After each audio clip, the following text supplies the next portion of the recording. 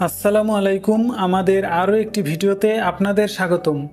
আপনি কি জানেন বর্তমানে খনিজ সম্পদের সম্ভাবনাময় আমাদের এই বাংলাদেশে প্রাপ্ত খনিজ সম্পদগুলোর মধ্যে রয়েছে প্রাকৃতিক গ্যাস, কয়লা, চুনাপাথর, চীনামাটি, তেজস্ক্রিয় বালু, ইউরেনিয়াম ও লোহা। প্রথমেই আসি ইউরেনিয়াম। বাংলাদেশে ইউরেনিয়ামের সন্ধান পাওয়া গেছে মৌলভীবাজার জেলার জুরি উপজেলায় এবং সিলেটের জৈন্তাপুরে মাটির নিচে। বর্তমানে ইউরেনিয়াম উত্তোলন এবং ব্যবহারের জন্য প্রয়োজনীয় পদক্ষেপ নেওয়া হচ্ছে। বাংলাদেশে প্রথম ইউরেনিয়ামের শনাক্ত করা হয় 1959 সালে। লোহা।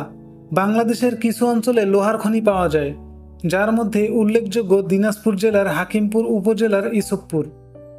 প্রাকৃতিক গ্যাস। বাংলাদেশের প্রধান খনিজ সম্পদ হল প্রাকৃতিক গ্যাস। বাংলাদেশে 29টি গ্যাস ক্ষেত্র রয়েছে, যার মধ্যে তিতাস গ্যাস ক্ষেত্র বাংলাদেশের সর্ববৃহৎ গ্যাস ক্ষেত্র।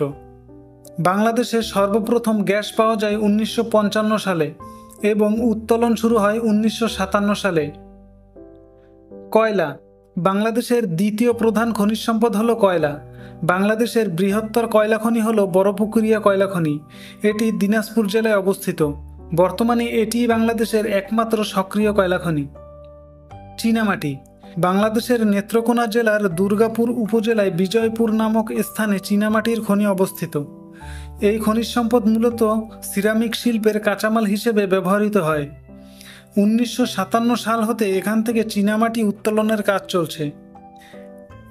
এখানে যা চীনামাটি মজুদ আছে তা বাংলাদেশের জন্য 300 বছর চীনামাটির চাহিদা পূরণ করতে সক্ষম। চুনাপাথর। বাংলাদেশের আরেকটি সম্ভাবনাময় খনিজ সম্পদ হল চুনাপাথর। চুনাপাথর ব্যবহৃত হয় সিমেন্ট শিল্পের কাজে। বাংলাদেশের চুনাপাথরের প্রধান খনিগুলো হল নওগাঁর বাদলগাছি, জয়পুরহাটের পাঁচবিবি এবং সেন্ট মার্টিন ও সিলেটের কিছু স্থান। নওগাঁর বাদলগাছিতে বর্তমানে প্রায় 2285 ফুট খনন করে চুনাপাথর উত্তোলনের কাজ চলছে। আমাদের আজকের ভিডিওটি এই পর্যন্তই। আমাদের ভিডিওটি ভালো লাগলে অবশ্যই কমেন্ট করে জানাবেন এবং আমাদের ছোট্ট চ্যানেলটিকে সাবস্ক্রাইব করতে ভুলবেন না।